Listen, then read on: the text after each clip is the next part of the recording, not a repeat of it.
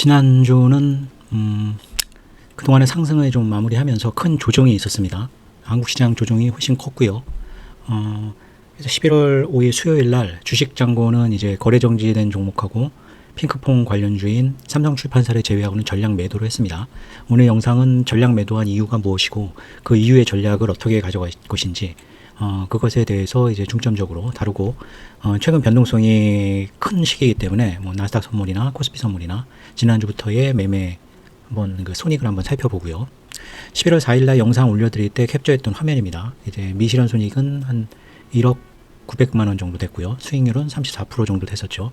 하지만 이제 삼성전자 매도 조건은 이제 지난 삼성전자 그 영상에서 다루었던 매도 조건입니다. 외국인 매도가 하루에 1000만 주 이상 나오거나 아니면 누적으로 700만 주 이상 순매도가 나오거나 7일 연속 순매도거나 아니면 거래소 쪽에서 3연속 순매도가 나오거나 1조 이상의 순매도가 나타날 경우 삼성전자 경우를 보면 이미 이게 700, 한 1500, 1600만 원, 1조 6천억 원 정도의 순매도가 일어났죠. 4일부터 6일까지. 근데 이 기간에 이미 700만 주는 넘어선 상태고요.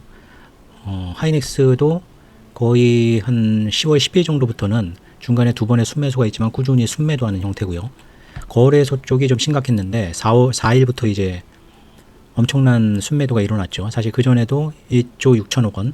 그러니까 제가 11월 4일 날 올려드린 영상에서도 외국인이 이탈하는 게 뚜렷하게 보인다라는 말씀을 드렸었습니다. 그래서 이런 조건이 다 이제 삼성전자 매도 조건에 충족이 됐고 4일날 보시면은 제가 5,692만 원에 매도했습니다. 이때 주 이유는 이제 물론 한국 시장도 4일에 많이 빠졌죠. 마이너스 2.37%니까. 근데 외국인 매도가 좀 더 안 좋았습니다. 근데 이날 그러니까 외국인도 파는 상황인데 개인이 많이 샀죠. 개인이 계속 샀었습니다. 그래서 5일날은 외국인의 매도세도 계속 거세지고 음봉도 되게 크게 이제 난 그런 상태이기 때문에 물론 저점에서는 상당히 올라왔죠. 그래서 11월 5일 날은 뭐 삼성전자, SK 하이닉스도 매도 신호가 나왔고 외국인 매도가 가열차게 계속 2조 이상 파는 일은 상당히 드문 일인데 그런 상황이 발생됐으니까요.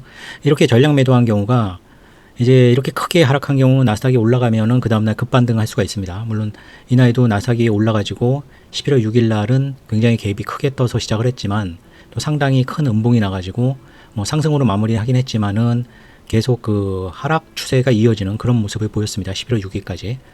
그래서 11월 5일 날 전량 매도한 이유는 가장 큰 건 이제 외국인 매도가 2조 이상 거세게 나왔다는 거, 그리고 삼성전자와 SK 하이닉스의 매도 신호. 어떻게 보면 이 큰 상승의 가장 주도주였던 두 종목이 매도 신호가 발생했기 때문에 솔직히 종목수가 너무 많은 상황이라 어느 종목을 사고 어느 종목을 팔고 이렇게 하는 것보다는 한꺼번에 파는 것이 더 유리했고요. 그리고 이럴 때 제일 우려스러운 것이 오늘 급락할 때 저가에 팔았는데 다음날 급등해버리면은 이제 재매수하기도 굉장히 어려운 상황이 되죠. 하지만 11월 5일 상황은 외국인의 순매도가 너무 거셌기 때문에 다음날, 그러니까 그날 밤에 이제 나스닥이 좀 상승한다 그래도 11월 6일까지는 그 여파가 이어지고 반등으로 바로 이렇게 상승으로 바로 전환되기는 좀 어려운 상황이라고 생각을 했습니다. 종목 리셋이라는 것은 이렇게 하락 장세로 접어들면 이렇게 마이너스권이나 뭐 로스컷에 걸려서 매도하는 건 쉬운데 이렇게 80% 아니면 30% 이런 종목들은 이제 20%가 되는 거를 탐지하기가 좀 어렵죠. 그래서 차라리 모두 팔아버리고 다시 재매수를 하면은 더 저가에 사면 더 좋고요. 그렇게 될 경우는 로스컷 적용하기도 쉽고 아니면 이제 1, 2주간 상승을 못하는 그런 그 매도 조건에 적용하기가 쉽습니다. 그러니까 매도하기가 훨씬 쉬운 거죠. 그러니까 50% 뭐 58% 올랐던 종목들이 하락 장세로 접어들면 하락을 한다 그래도 이제 40%면은 분명히 하락을 한 거지만 이제 잔고만 봐서는 이제 차트를 보면 좀 알 수는 있겠죠. 잔고상으로는 이게 하락 추세로 접어들었는지 좀 체감이 어렵습니다. 그래서 종목 리셋은 손절매나 그러니까 로스컷이나 아니면 움직이지 않는 주도주를 걸러내는 기 위해서는 재매수했을 경우 수익률이 0%로 리셋이 되니까 매도하기는 훨씬 간편해집니다.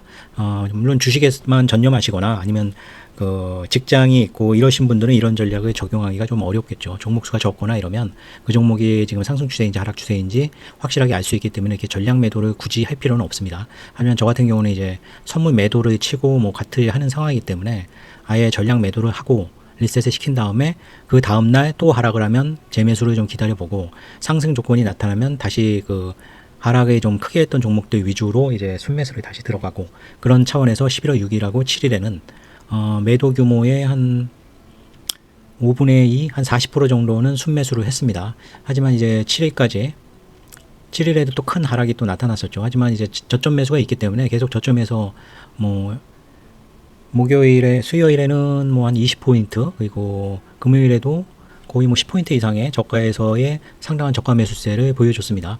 저가 매수 주도한 것은 역시 개인인 것 같고요. 뭐 금요일에는 기관도 상당히 저가 매수에 참여했던 걸로 보입니다. 그래서 다음 주도 다음 주 전략 말씀드리기 전에 매도한 내역을 보면은 아까 11월 4일 날은 1억 900만 원 정도 됐는데 총 1억 2,300만 원 정도 매도로 어쨌든 이번 상승세의 수익은 이 정도로 잡힌 것 같습니다. 한 2억에서 3억 정도 매매하면서 이렇게 수익이 난 거기 때문에 또 이전에 이제 상당히 많은 실현손익이 있었죠. 그래서 한 50%에서 60% 정도의 수익이 한 3개월 정도에 발생이 된 걸로 보이고요. 52주 최고가 대비는 이제 변화가 심했었죠. 안정적으로 200대에 있다가 이제 4일, 5일, 4일 하락 때는 사실 크게 축소가 되지 않았는데 이제 금요일 3일의 하락, 화요일, 수요일, 금요일에 3일간의 하락이 있은 후로 이제 120개대로 내려왔습니다. 이렇게 변동이 될 때는 이게 이제 지난 10월 20일부터 24일인데 이때는 안정적이었죠. 이렇게 안정적일 때 한 220 정도로 산출을 해가지고 비중 조절을 하면 됩니다. 그러니까 지난주 같이 250대에서 150대, 다시 200대, 다시 150대 밑으로 이렇게 이게 왔다 갔다 할 때 이 비중을 이거에 따라서 굳이 맞출 필요는 없다는 의미입니다. 이게 하락 장세로 많이 안정이 되면 이제 120대로 이제 왔다 갔다 할 것이고 또 뭐 월요일 날 반등하거나 이러면 다시 또 올라서겠지만 200을 넘기는 좀 어려울 걸로 보입니다. 그러면 아마 150에서 100 사이에서 이제 위로 가면은 상승 장세로 갈 경우 200 위로 이제 다시 올라설 것이고 하락 장세로 접어든다면 150을 넘기기가 어려울 것입니다. 그때 상황에 맞춰서 이제 이 비중을 조절해 주시면 되는데 단순히 이제 122개라고 금요일 날 걸로 하면은 주식 비중을 한 40% 정도 그러니까 최고 100%일 때랑 비교하면 한 40% 정도. 제가 잔고를 매수한 것도 그 정도 비중에 맞추어졌던 것 같습니다. 종합지수 일봉을 보면 굉장히 많이 흔들렸죠. 물론 상승한 거에 비하면 굉장히 아직은 뭐 하락폭이 미미한 편이고요. 그래서 이게 다시 재상승을 할지 아니면 하락 장세의 시작인지 그건 이제 다음 주에 어느 정도 윤곽이 드러날 것이고 그에 대한 전략은 댓글 투자 전략을 계속 공유를 해드리도록 하겠습니다. 나스닥도 비슷하게 이제 지지난주에 이제 최고가 10월 29일 날 찍은 최고가를 돌파를 못하면서 금요일 날은 장중에 굉장히 많이 하락을 했었죠. 뭐 경기 침체 얘기도 있고 AI 버블 얘기도 있고 대기업 빅테크 기업들이 고용 축소 뭐 여러 가지 악재들이 드러나고 뭐 셧다운도 상당히 부담이 되고 있죠. 장기화가 되니까 마이너스 2%까지 하락을 했었는데 강력하게 치고 올라오면서 약보합으로 마감을 했습니다. 다시 리셋을 시키고 이제 다시 산 종목들은 이제 인버스 종목들은 뭐 그때 전략 매도에 포함이 안 됐었고요. 동성하이텍은 거래 정지된 종목인데 거래는 재개될 수 있지만은 상당한 하락을 할 것이라고 보고 있고요. 그리고 삼성출판사는 이제 핑크퐁이 신규 등록을 하죠. 18일 날 이제 거래가 되는데 다음 주 정도에는 조금 움직일 수 있는 그런 움직임이 있으면 그때 이제 단기 차익을 실현하려고 매수를 해놓은 종목입니다. 수익률은 굉장히 저조하죠. 이제 삼성 레버리지가 590만 원 수익인데 미실현 손익 자체가 이제 4,800만 원이니까 480만 원이니까 오히려 이제 주식은 손실이 났다는 의미입니다. 근데 주식이 손실이 난 이유는 6일 날 이제 반등했던 종목들을 그러니까 주로 이런 거죠. API 이제 6일날 샀다가 7일날 판 종목들이 API, 미래에셋, 대한전선 단기로 샀던 종목이라 또 장이 또 안 좋게 보고 있어서 매도를 한 상황인데 다시 저가가 깊어져서 또 매수를 한 종목도 꽤 많이 있습니다. 그래서 이익 실현을 자꾸 했기 때문에 주식 수익률은 많이 떨어져 있는 상태고요. 수익률 순으로 보면 SK 스퀘어 이런 것들이 로보티즈도 뭐 이렇게 수익률은 굉장히 미미하죠. 예전 막 60% 50% 있던 종목들이 다 매도 처리를 해서 이익을 실현한 상태이기 때문에 아마 이 밑에 종목들이 로봇주를 위주로 많이 샀는데 로봇주가 금요일까지도 굉장히 약세였습니다. 그래서 오히려 수익률이 더 나빠졌고요. 이건 로스컷도 가까워진 상황이고요. 하지만 장기적으로는 어쨌든 로봇주를 좀 좋게 보고 있지만 나스닥이 계속 하락하거나 AI와 로봇 테마가 미래를 위한 가장 큰 테마죠. 상승세가 완전히 꺾이고 하락 장세로 접어들면 로봇주의 하락률도 클 것이라고 생각이 됩니다. 주도주를 정리한 것을 보면 지금은 주도주를 거의 상실한 상태죠. 왜냐하면 뭐 하락으로 다 들어가면서 이 종목들이 많이 하락폭이 컸기 때문에요. 다시 이제 상승 전환되거나 할 때 어느 종목이 치고 나갈지에 대해서는 조금 유보된 상태입니다. 다음 주 이제 상황을 봐야겠죠. 하지만 뭐 이재명 대통령도 AI 쪽에 강력한 그 자금 투여를 예산 책정을 한 상태이고, 그래서 어쨌든 AI 전력과 로봇주가 유망하다고 보고 있고요. 조선주나 방산주 뭐 이런 것들은 상당히 좀 하락폭이 깊었었습니다. 지주사 쪽도 굉장히 강했고요. 그래서 크게 보면 AI 전력, 로봇, 지주사, 그리고 삼성전자와 하이닉스가 다시 좀 상승 대우로 들어선다면 반도체 쪽에 계속 관심을 갖는 형태로 가고요. 물론 하락 장세로 빠진다면은 굳이 주도주를 막 찾으려고 애를 쓰기보다는 종목을 빨리 정리하는 형태로 갈 것입니다. 보유 종목은 이런 상황이고요. 아직 정리가 좀 많이 안 된 상태죠. 그리고 로봇주 비중이 좀 큰 상태인데 로봇주가 이제 금요일 하락 때문에 하락률이 좀 커진 상태고요. 주도주 후보들도 이 내용으로만 보면 주도주가 지금 뭐 보면은 반도체, 뭐 SK 하이닉스, 전자 반도체 쪽, 대덕전자, 뭐 원익 IPS, 유진테크, 뭐 그런 종목들과 이 개별적인 바이오 종목들, SK D&D는 약간 부동산 관련 쪽이고요. SK 쪽은 지주사 쪽이죠. 그래서 뭐 10% 이내 종목이 뭐 122개로 줄어들기 때문에 매수 후보 자체도 굉장히 적습니다. 그러니까 다음 주에 키포인트는 빨리 10% 안으로 어떤 종목, 어떤 테마의 종목들이 빨리 10% 안으로 복귀하느냐. 만약에 상승 장세로 전환된다면 그렇죠. 그게 사실 테마주를 빨리 포착하는 가장 좋은 방법일 것 같습니다. 그래서 관심 종목에 있는 종목들 중에, 그러니까 이 후보 종목들 중에 어느 종목들이 빨리 10% 이내로 어느 테마에 있는 종목들이 10% 이내 종목으로 빨리 복귀하는지 그걸 체크하면서 다음 테마주를 추적해 나가는 그런 방법으로 전략을 쓸 것입니다. 삼익제약은 이제 신규주 스펙으로 상장했던 거죠. 근데 이제 뭐 4연속 상한가 굉장히 좋은 모습을 보여줬었습니다. 물론 그 이후에는 뭐 주가가 안 좋고요. 노타도 첫날은 어떻게 상한가가 아닌데 오히려 이 종목은 그 다음날부터 이제 상한가를 연속 치고 이제 4일째 조정을 받았는데 다시 7일날 이 노타라는 종목은 AI 관련주이기 때문에 그런 영향이 좀 컸던 것 같습니다. 그래서 새로운 신규 테마주인 이노테크를 금요일날 매매를 했습니다. 이노테크를 매매한 이유는 확약이 굉장히 좋았고요. 일단 유통 가능 물량이 19.19%인데 사실 공모 물량들이 굉장히 적었습니다. 그러니까 확약이 많이 걸려 있으니까 공모 물량이 많이 줄었고, 기타 기존 주주가 주로 재무적 투자자들이 많았는데 이 물량이 굉장히 많이 나왔을 거라고는 생각을 하지만 전체적으로는 이제 좋았고요. 가장 좋은 이유는 이 앞서 했던 삼익제약은 스펙이지만 이제 신규주 범주에 넣을 수도 있고요. 노타도 그렇고, 어떻게 보면 지난주에 장이 급속하게 이제 하락으로 접어들면서 어떤 종목을 빨리 매도해야 된다. 그래서 종목을 좀 사는 게 좀 부담이 됐었죠. 물론 4일, 5일, 뭐 6일, 7일 계속 개인들이 엄청난 매수세를 보여줬지만 그 매수세가 그렇게 저가 매수에 성공적일 거라고는 저는 생각을 안 합니다. 그래서 실제 이런 신규주 투자자들은 상당히 전문적인 투자자들도 많고 그 시황이 굉장히 밝기 때문에 어떤 장기 투자에 유리한 시기가 아닌 시기에 다시 신규주로 그 자금이 몰리는 현상은 자연스러운 현상이라고 생각을 합니다. 그래서 두 계좌로는 일단 그 상한가 임박해서 다시 상한가 들어갈 거라고 생각을 해서 매수를 한 거는 수익이 500만원, 590만원 정도 됐고요.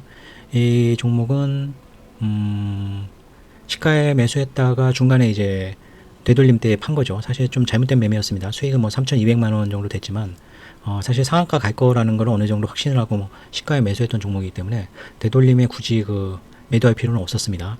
하지만 이제 시가도 깨고 막 그런 상황이 연출이 됐었기 때문에 장중에는 좀 영향을 받았지만 선물 매매랑 비슷한 것 같아요. 이게 그 종가는 상한가 갈 거라는 확신이 있으면은 굉장히 손절을 뭐 마이너스 10% 정도로 크게 두고 그냥 보유하는 전략으로 가는 것이 이런 변동성이 큰 신규 종목에는 맞는 전략일 것 같습니다. 물론 자신의 판단이 틀릴 경우에는 굉장히 손실폭이 커질 수가 있겠죠. 뭐 6억을 매입을 했는데 만약에 10% 손절에 적용한다면 10% 이상 손실이 나겠죠. 그러면 한 6억 6천 정도 손실이 날 수도 있는 그런 상황이 됩니다. 하지만 이거 상한가까지 그냥 들고 가는 상황이라면은 다음날 갭상승도 바라볼 수 있으니까요. 그렇다면은 1, 2억 이상의 수익도 기대할 수 있기 때문에 어느 정도 리스크를 감안하고, 신규는 변동성이 크기 때문에 그렇습니다. 변동성이 큰 뭐 주식이나 선물이나는 변동성이 큰 종목을 주식이나 선물을 매매할 때는 로스컷의 기준으로 상당한 하락을 감수하고 매매하지 않는 한 굉장히 좋은 효과적인 매매 전략을 쓰기가 어렵습니다. 본전에 집착하거나 아니면 손실을 극소화하는 것은 이미 종목 선정이 틀린 거죠. 이 종목 자체가 신규주 자체가 변동성이 큰 종목이기 때문에 변동성이 큰 종목을 매매하는 입장에서 하락의 폭도 클 거라는 것을 어느 정도 감수하고 매매해야지 그 변동성이 큰 종목에 맞는 그 커다란 상승률을 온전히 자신의 수익으로 가져올 수가 있습니다. 이것은 이제 나스닥 선물 쪽이고요. 어제 상황인데, 마이너스 2%까지 이제 하락한 상태였습니다. 하지만 이때 이제, 상황을 보고 이제 매수를 했죠. 24,772니까 709였으니까 24,772면 뭐, 요 정도에서 매매가 이루어졌습니다. 근데 많은 물량을 들어가지 못했고요. 저도 좀 하락이 컸었기 때문에 좀 부담이 돼서 좀 더 하락을 확인하고 이제 물량을 들어가려고 했는데 타점을 놓쳤습니다. 그래서 11계약밖에 못 들어갔고요. 11계약임에도 불구하고 상승이 좀 컸기 때문에 24,770인데 종가가 25,226이니까 거의 400포인트 450포인트 정도 상승을 했네요. 그래서 11계약으로 아주 조금밖에 안 샀지만은 거의 10만 불에 육박하는 수익이 났습니다. 그래서 지난주부터의 수익률은 17만 불과 한 10만 불 정도 해서 한 27만 불 정도 되는 걸로 보면 될 것 같습니다. 이제 나스닥 선물을 매매할 때 중요한 것은 이게 저점이 왔는데 이게 뭐 진짜 셀을 취하느냐 바이를 취하느냐, 그러니까 이걸 뭐 귀신같이 셀을 했다가 여기 저점에서 바이를 하고 이런 건 사실 어렵습니다. 이게 올라갈 때 셀이라고 생각하면 이제 중간에 셀을 쳐야 되는 건데, 이렇게 올라갈 때 이제 셀이라고 생각하고 여기서 치면 이제 바로 손절이 당하겠죠. 저점이라고 샀는데 더 빠지면 안 되고요. 이런 전략을 할 때 가장 중요한 것이 무엇일까? 그러니까 어느 정도 떨어졌을 땐, 그러니까 기본적인 전략이 나스닥이 많이 빠지면 저가에 사고 많이 올랐다고 생각하면 셀을 치는 건데, 진짜 많이 빠질 때는 이게 저가 매수가 아니라 고점에서 매수하고 큰 손실이 날 수가 있죠. 많이 로스컷도 안 되고 이러면은. 그래서 단순히 저가라고 산다는 것은 굉장히 위험한 전략입니다. 그래서 그걸 간단하게 좀 정리를 할 수 있는 방법이 사실 변동성을 이용한 매매입니다. 나스닥 매매를 할 때 빅스 지수, 그러니까 이 변동성, 인베스트닷컴이나 이런 거 보면 매일매일 그 실시간으로 올라오죠. 그래서 이게 22까지 빠졌었습니다. 마이너스 2%일 때는. 그래서 빅스 지수가 15 이내일 때는 15인데 이제 계속 상승되는 장이죠. 이럴 때는 저가 매수 위주의 롱 전략만 주로 가는 것이 맞다고 보고요. 빅스가 15에서 18 이 정도로 움직이면 롱 위주로 전략을 하고, 그러니까 저가 매수를 좀 비중을 많이 가져가는 거죠. 장중에 많이 빠졌을 때는 저가 매수하는 전략으로. 그리고 빅스 지수가 18에서 25 지금 현재 상태는 이 상태입니다. 그때는 이제 쇼 위주로 매매를 하고, 쇼 위주로 매매를 해도 많이 하락폭이 깊고 아무리 뒤져도 이게 심리적인 하락이라 저가 매수가 충분히 들어올 수 있는 상황이다. 그러니까 분명한 어떤 악재가 있어서 빠지는 거는 그 악재의 영향, 그 하락에 대한 영향을 분석해야 되고요. 뚜렷한 악재가 없는데 좀 시장이 많이 올랐기 때문에 빠지는 그런 식의 하락이라면은 저가 매수도 생각을 할 수가 있습니다. 근데 가장 위험한 것이 이제 도저히 뭐 크게 이제 왜 빠지는지 모르겠는데 계속 빠진다, 이런 것도 굉장히 위험하죠. 그럴 때는 이제 섣불리 저가 매수를 하시면 안 됩니다. 그리고 빅스가 25 이상 넘어가는 상황이면 이럴 때 저가 매수를 오히려 더 하고 싶죠. 굉장히 많이 빠진 상태니까.